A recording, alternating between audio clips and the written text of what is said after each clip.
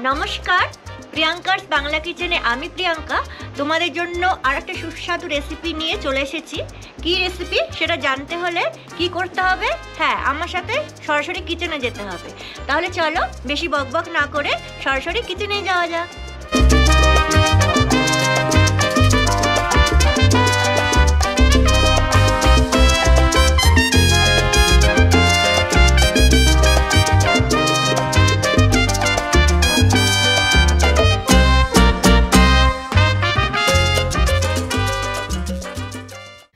আজকে আমি তোমাদের সাথে শেয়ার করব সয়াবিনের একটা রেসিপি। তোমরা মটন কোরমা, চিকেন কোরমা তো খেয়েইছো। আজকে আমি শেখাবো সয়াবিনের কোরমা। আর এই কোরমাটা অসাধারণ হয়, তোমরা কিন্তু বাড়িতে বানাতেই পারো। তাহলে চলো দেখে নেওয়া যাক এই সয়াবিনের কোরমা বানাতে কি কি লাগছে আর কিভাবে আমি তৈরি করি। গ্যাসে আমি একটা কড়াই বসিয়ে নিয়েছি। এবারে এর মধ্যে আমি আমুল বাটার দিয়ে দেবো।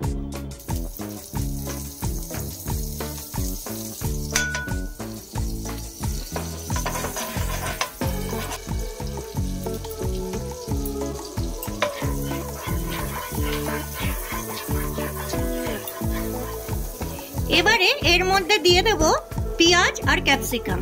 পেঁয়াজগুলো দেখো আমি এইভাবে কেটে নিয়েছি। এখানে দুটো মিডিয়াম সাইজের পেঁয়াজ আছে। আর ক্যাপসিকাম গুলোকেও দেখো এইভাবে কেটে নিয়েছি। এটা অর্ধেক একটা ক্যাপসিকাম, বড় ক্যাপসিকাম ছিল সেটাকে আমি অর্ধেক নিয়েছি। তোমাদের কাছে ছোট ক্যাপসিকাম হলে একটা গোটা নিয়ে নেবে। এটাকে হালকা ফ্রাই করে নেবে। হালকা ফ্রাই করে নিয়েছি। এবারে মেশাবো অল্প নুন। নুনটা কিন্তু বুঝে শুনে মেশাবে, কারণ আমি গ্রেভিতেও কিন্তু নুন দেব। তাই এখানে অল্প নুন দিলাম। গরম মশলা দিলাম এরকম চামচে 2 চামচ মতো। আর দিয়ে দেব কাসুরি মেথি।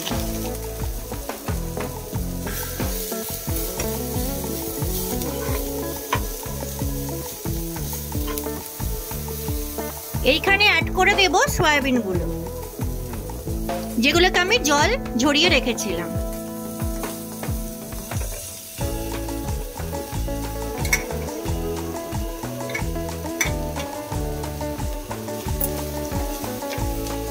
এটাকেও সামান্য সবকিছু উপকরণের সাথে ফ্রাই করে নেব।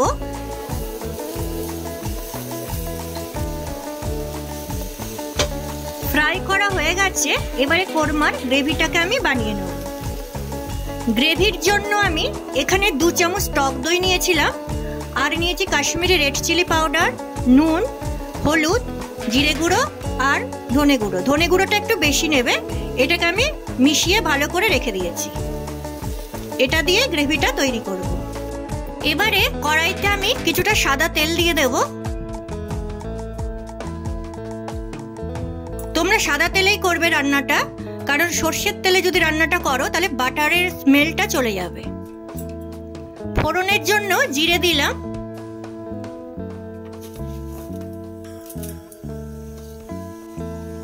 একটা তেজপাতা আর দেব শুকনো লঙ্কা।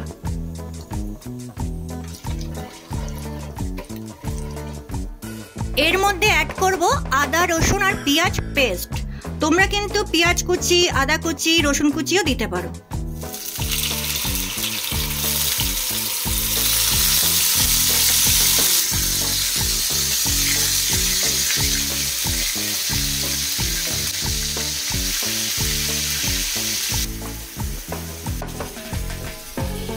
এইবারে দইয়ের যে মিশ্রণটা আমি করে রেখেছিলাম এটাকে এর মধ্যে অ্যাড করব। আবারও বলে দিচ্ছি, এর মধ্যে 3 চামচ দই আছে। ধনে গুঁড়ো, জিরে গুঁড়ো, নুন, হলুদ আর কাশ্মীরি রেড চিলি পাউডার এর মধ্যে আছে।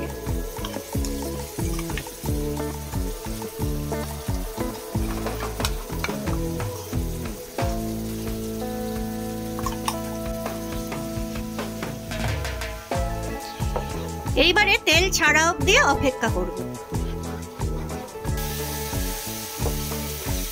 খুব সুন্দরভাবে তেল ছেড়ে দিয়েছে। এবারে অ্যাড করব কিছুটা জল।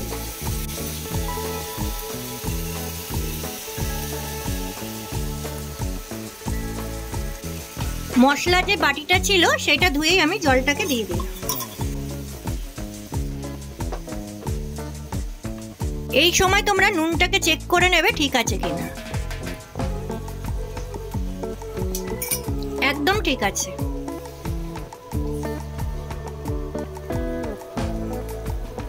গ্রেভিটা ফুটে উঠেছে, এবারে আমি সয়াবিনগুলো অ্যাড করব।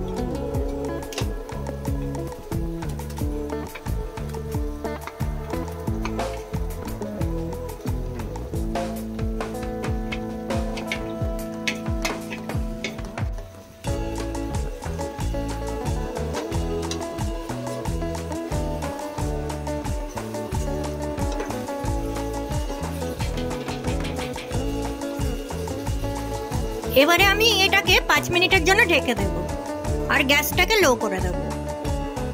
5 মিনিট হয়ে গেছে, চলো দেখে নিই কিরকম হয়েছে কোরমাটা।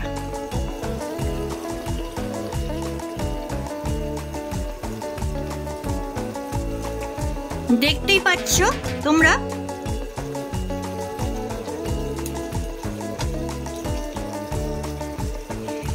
সয়াবিনের কোরমা কিন্তু আমার একদম রেডি। তোমরা চাইলে এখানে ফ্রেশ ক্রিম বা কাজু বাদাম বাটাও দিতে পারো। আমি একদম ঘরোয়া পদ্ধতিতে তোমাদের দেখালাম। তাহলে আমার রেসিপিটা যদি ভালো লাগে তাহলে লাইক, কমেন্ট আর শেয়ার করে দিও। আর যারা আমার ফেসবুক পেজ থেকে দেখছো তারা পেজটাকে প্লিজ ফলো করে দিও আর শেয়ার করে দিও।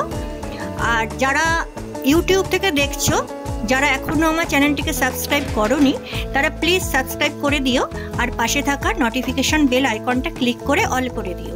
তাহলে যখনই আমি এরকম নিত্য নতুন কোনো রেসিপি তৈরি করব সবার আগে সেই মেসেজ পৌঁছে যাবে তোমাদের কাছে। তাহলে চলো আজকের মতো এখানেই বিদায় নিচ্ছি। আবার অন্য কোনো দিন ফিরবো অন্য কোনো নতুন রেসিপি নিয়ে। ভালো থেকো, সুস্থ থেকো।